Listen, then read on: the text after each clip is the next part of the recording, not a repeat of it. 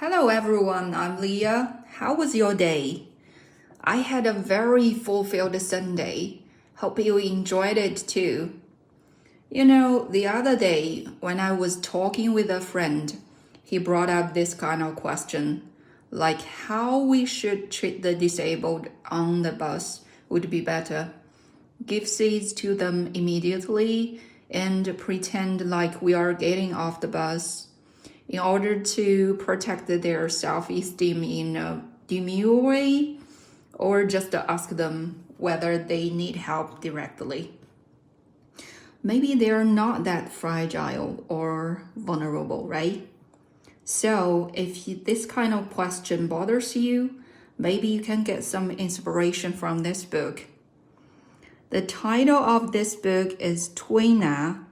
For the record, it is different from massage, and it is a concept in traditional Chinese medicine.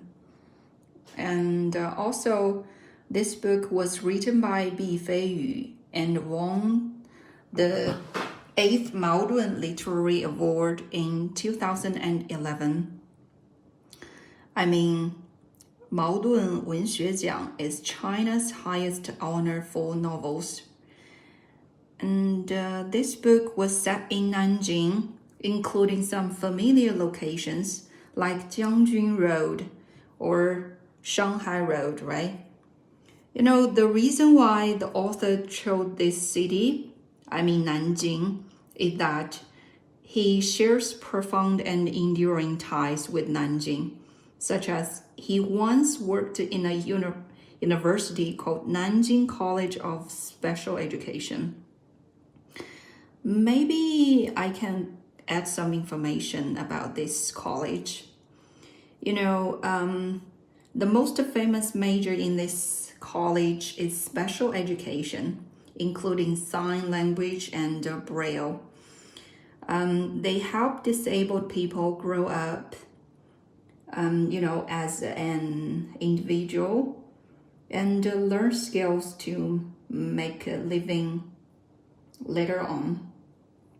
And, in this college, Feiyu built up a deep bond with a group of disabled people.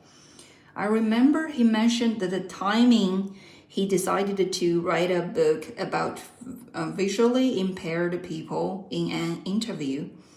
Back then, he was going downstairs with his friend when the whole building had a power cut. A moment of fear went through his mind.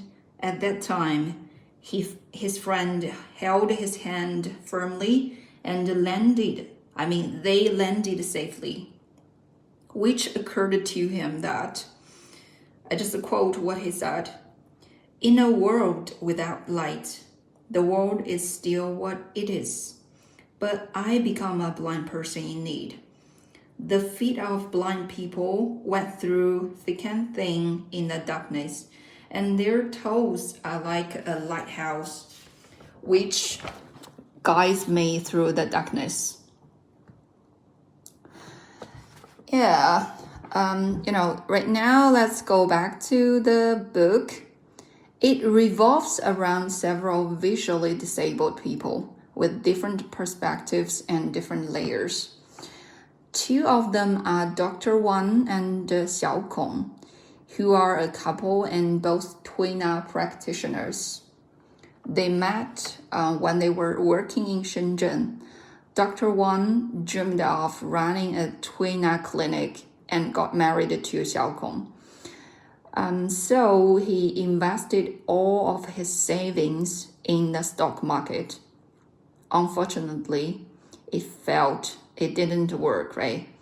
He had to work in his friend's Tuina clinic with his girlfriend in Nanjing, and they squeezed into the collective dormitory and had no privacy at all. You can just imagine that, right?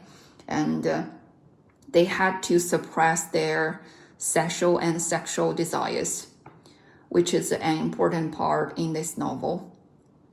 And because of visual limitations, their emotional expression depends more on touch and hearing. For example, When they held hands in the dormitory secretly, 10 fingers clenched, and each finger was talking about love silently. Of course, they also face similar issues like parents are against their relationship, but they take the initiative to deal with it bravely. Actually, they are eager for intimacy, care about money, and face family conflicts like we do, right? But what's special is that darkness magnifies the intimacy of touch and the sensitivity of dignity. During this reading journey, many ideas from this book has overturned my stereotype of the blind, and it's like opening up a whole new world to me. Hope you guys can enjoy it too. That's all. Thank you. Bye bye.